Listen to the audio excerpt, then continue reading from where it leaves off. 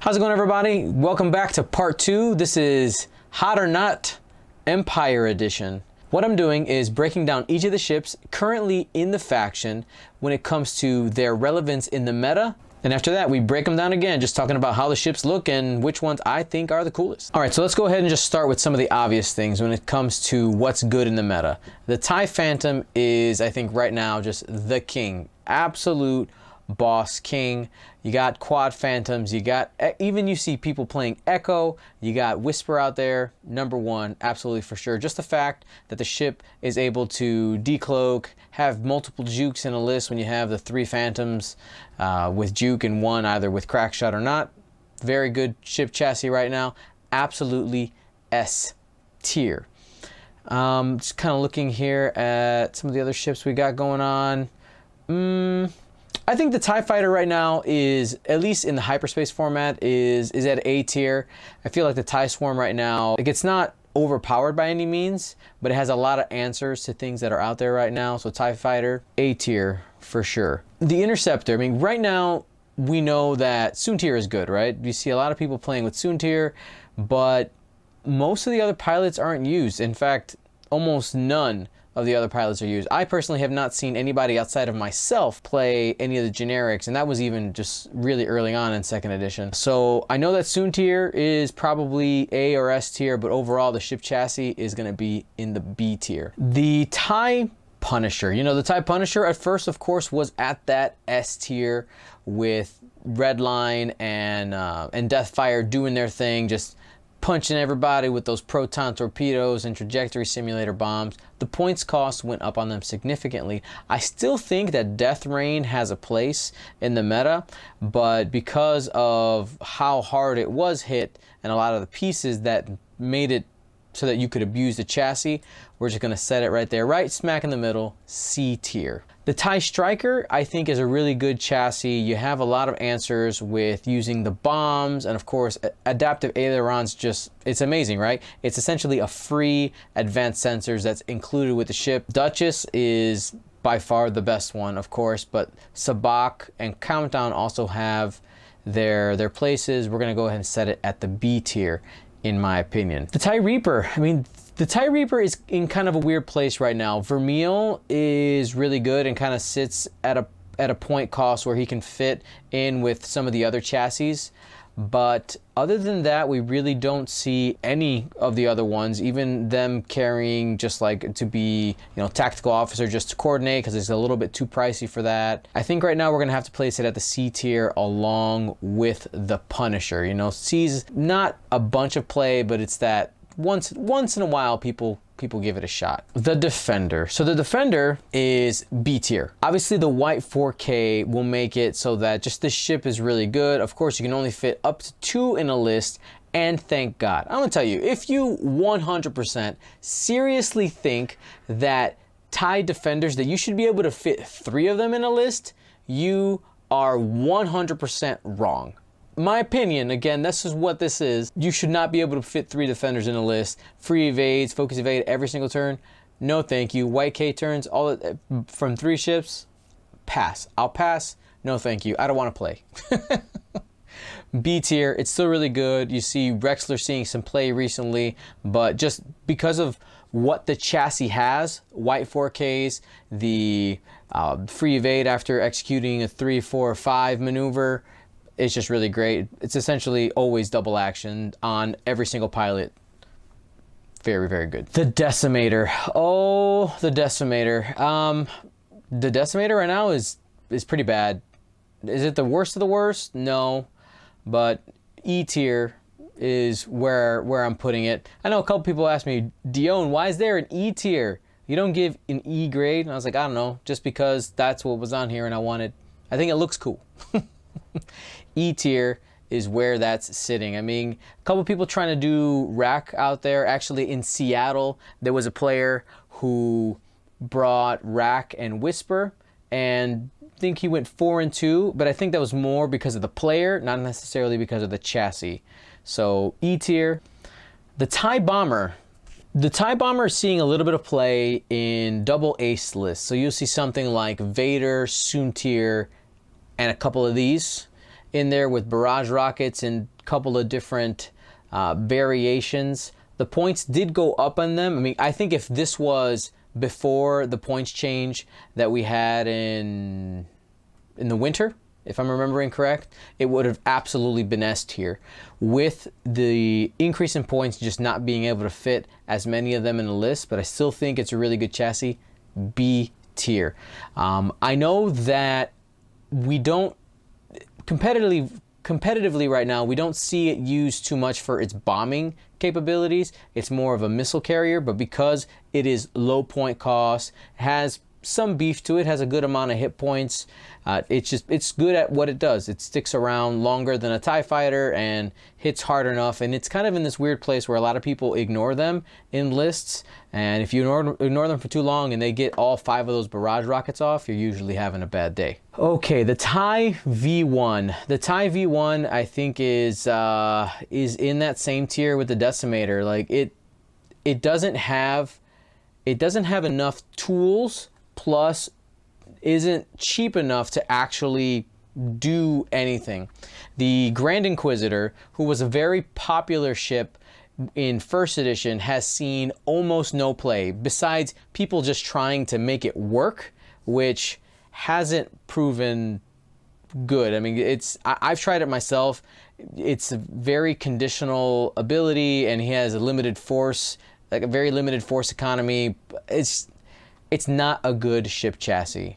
Not a good ship chassis. He can do some interesting things, which is why he's not in the F tier.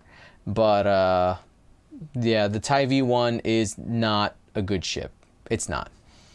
The TIE X1, of course, forgive me if I'm flipping these numbers. I'm just going off the top of my head. The TIE Advanced is, we know Vader, right? Vader is absolutely S tier. He can do all the things. His points went up in the winter, and he's still S tier. But if we're just talking about ship chassis, you got Vader, Merrick Steel sometimes if you're trying to do like a budget TIE Advanced. But the chassis on the lower one, I think if the lower initiative ones were a little bit cheaper, we'd see a lot more of them, because the ship ability on these guys is actually really, really good. Being able to get that additional die whenever you're target locked, plus change 1 to a crit. I mean, they can hit really hard. You just slap fire control system on there, and you got something that you really have to worry about. I'm gonna go and set it at the A tier. I know that we don't see the generics too often, but I think if people wanted to use them more for the generics, I think we'd actually see more of it. But Vader pretty much just takes up the spotlight right now. The Lambda Shuttle, lately we've been seeing a lot of Jendin. Early we saw a lot of Captain Sai, but right now a lot of Imperial players are starting to experiment with having Palpatine, Emperor Palpatine crew in the list. And I mean, this is probably one of the best chassis for it. Actually, I think it might be the only chassis for it. I guess you can put it on a Decimator, but you're not going to do that. And because it has a lot of health, it can reinforce, and then on top of that, it has both a front and a back arc. I have to go back here.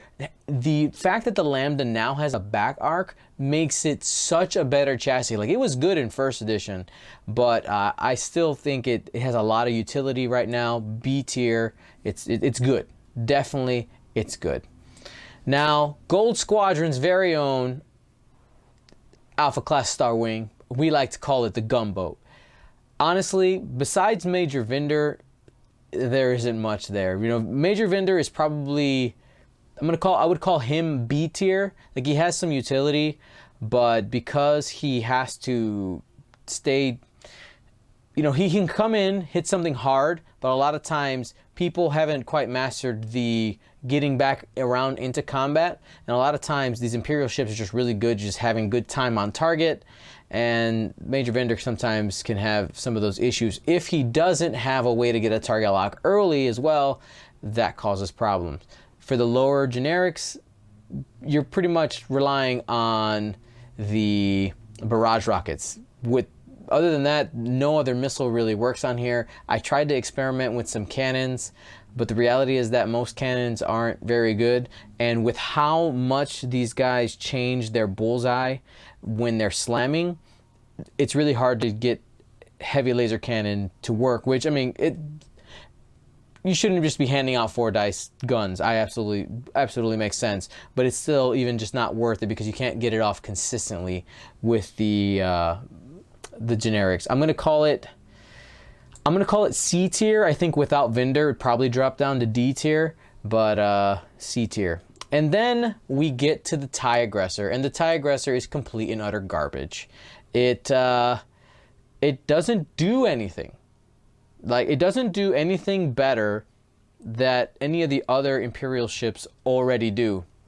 Yes, you might be yelling at home saying, but it can carry a turret and veteran turret gunner. You know what? You're right. But the 2 agility and the low amount of health that it has, it makes it, if you want to fly double tapping things with turrets, just use Y-Wings. You're going to have much more success. TIE Aggressor, complete and utter garbage. So that's the end of our meta breakdown. Of course, we're going to be doing this again once the points update happens, but we're doing this now so we have something to compare it to when we get the new points. All right, let's go ahead and break down the looks of these Imperial ships. Again, these are my opinions. Feel free to argue with me in the comments down below. So we're gonna go ahead and start with, I think, just the obvious number 1 thing I should do. You take the Alpha Class Star Wing, the gunboat, and you set it at S tier, and there's nothing else that can touch it.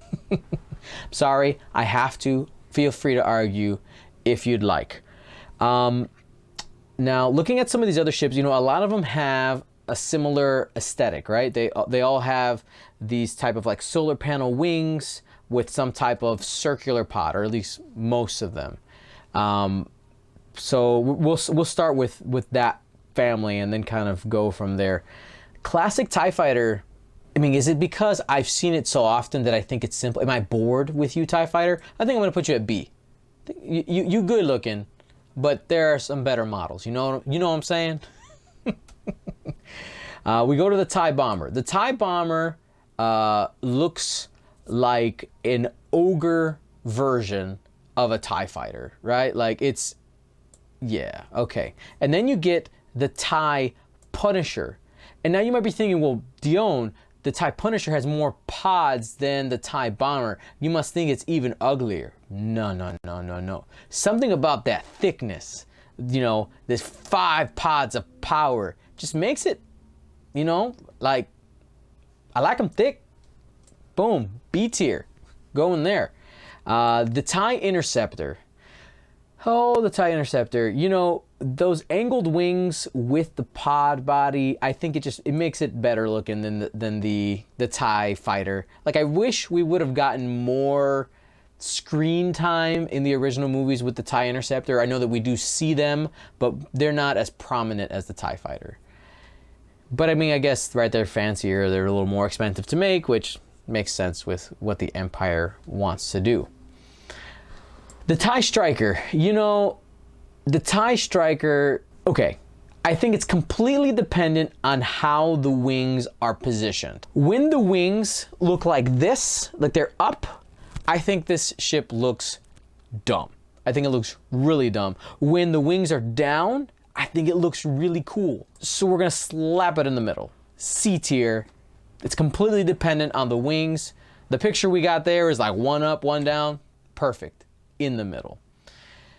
The TIE Reaper, when I saw this in Rogue One, I was like, whoa, that's really cool. And because the wings don't flap and it's auto, you know, the wings go down, I mean, it automatically gets to the B tier because we don't see those with the wings up, and I wouldn't want to see it with the wings up. B tier, baby. The TIE Advanced, you know, it's just a cool looking ship. I think it's up there, A tier for sure. Something about those, like the angled wings, just make it so good, so good. And then I think I have to go ahead and grab the other TIE Advanced, right? The advanced prototype is what we used to call it. And you know, losing the angles on there, I think make this ship just not as appealing to my eye. I'm gonna have to go ahead and put it in the D tier. People are gonna argue with me on that one. I can feel it. I can feel your anger. The Decimator. The Decimator is so sexy. It's so good. Man, like, it is, you see that on the table and it is so fierce. I think also for people who like repaint, it's one of the coolest like canvases that we have in X-Wing right now. The Decimator, it's not TIE, sorry, it's not called the TIE Decimator. The Decimator, yes, 2 thumbs way up. The TIE Phantom is ugly. It's an ugly ship. It's something about the front of the ship looks like a marker capsule. Like, it's this really weird. It just, I don't feel like it fits the aesthetic. All the other pods have a round face, and then you get this weird pen cap circle. I don't like it. I don't like it. It's not quite complete and utter garbage. It's not in the F tier, the dumpster fire tier, but it's E for sure. The Lambda Shuttle, I mean, the Lambda Shuttle, right, is the big bro to our Alpha class, but it's -2 wings. I think the design had always been really cool. I liked it when I saw it in the old movies. I'm gonna have to go put it in the A tier. I think that's like a solid ship. Makes Star Wars just look cool, and it's not a TIE anything, right? Which just it gives you a variation on something that the Empire had that didn't look like it's a pod with wings slapped on it. The Defender. The Defender is awesome. I think that's A tier for sure.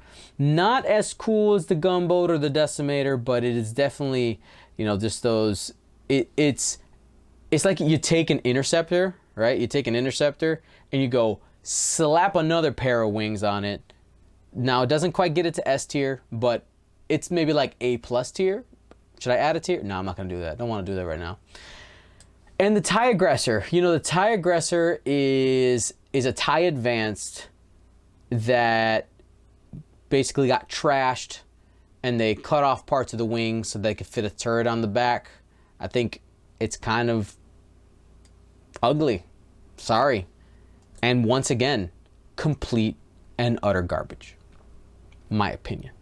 So, argue with me in the comments down below. Thanks for watching. We'll see you in the next video. Gold Squadron out.